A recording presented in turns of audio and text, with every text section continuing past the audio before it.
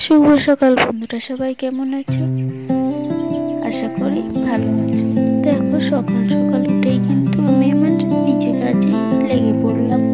আর ধানে খোয়ালি করতে এসছে, তো লোকেরা খাবে, যার জন্য সকাল সকাল ভাতটাই বসিয়ে দিয়েছি আগে। আর এই দেখো, আমি পাতা দিয়ে বসে বসে কিন্তু চাল দিচ্ছিলাম, যাতে খুব তাড়াতাড়ি ভাতটা হয়ে যায়। আর এদিকে ভাতটা বসিয়ে দিয়ে এসে জামা কাপড়গুলো বের করে রেখেছি, ওগুলোকে ভালো করে মেলে দিচ্ছি।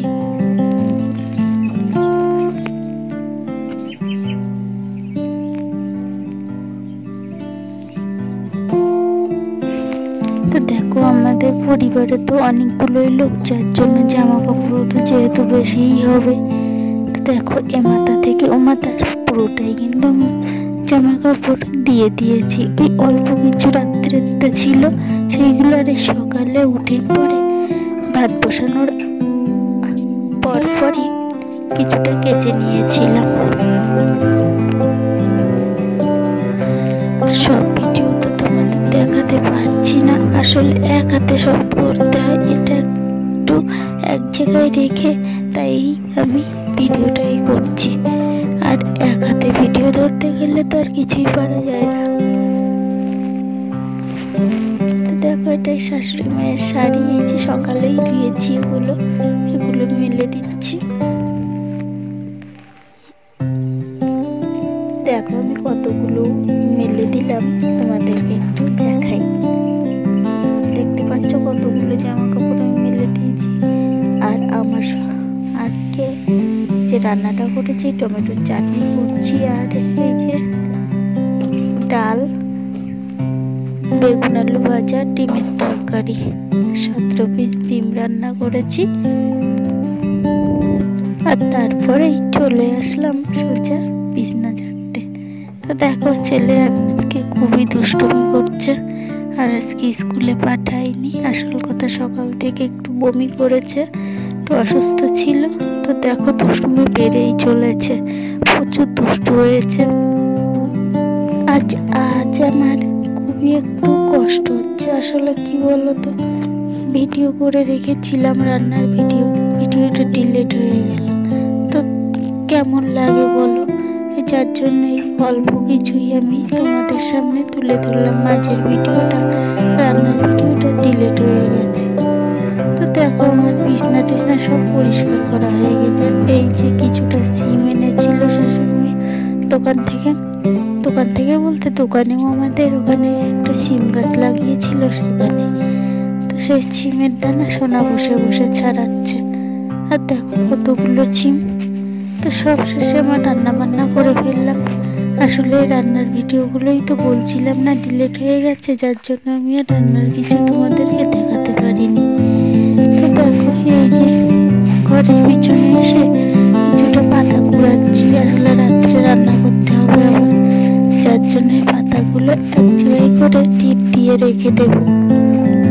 আর এই রোদ্দুরে তুলে ফেলতে পারলে পাতাগুলো খুবই ভালো জ্বলবে। তা আমি এই বস্তাটার উপরে করে কিছুটা করে রেখে আসবো। আসলে এই পাতাগুলো তো খুবই ভালো জ্বলে। তোমাদের সকালেই দেখাচ্ছিলাম, ভাতের উনুনে বসে বসে আমি চাল দিচ্ছিলাম। এই পাতাগুলোই কিন্তু আমি কিছুটা নিয়ে গিয়েছিলাম, আর এই কিছুটাই যে স্নান করার আগে তুলে নিচ্ছি।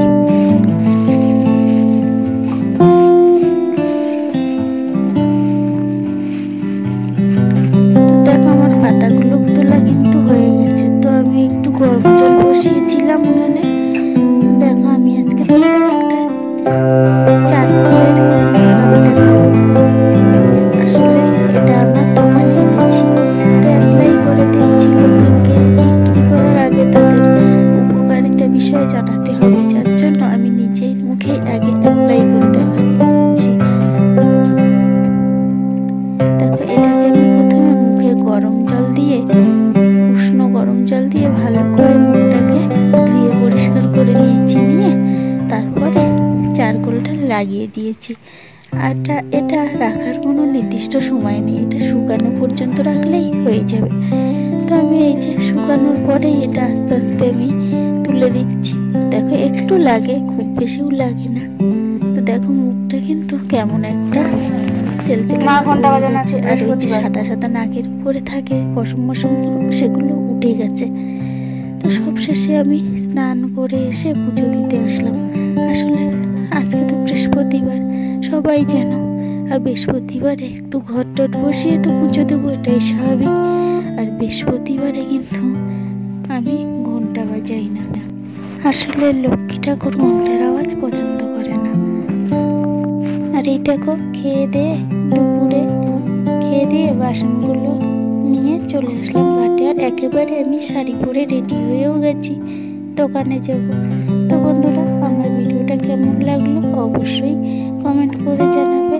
ও যারা নতুন আমার ভিডিওটা দেখছে অবশ্যই একটু সাবস্ক্রাইব করে দেবে, পাশে থাকবে। আর জানোই পাশে থাকলে তো পাশে পাওয়া যাবে, আর একে অপরের পাশে থাকলে এক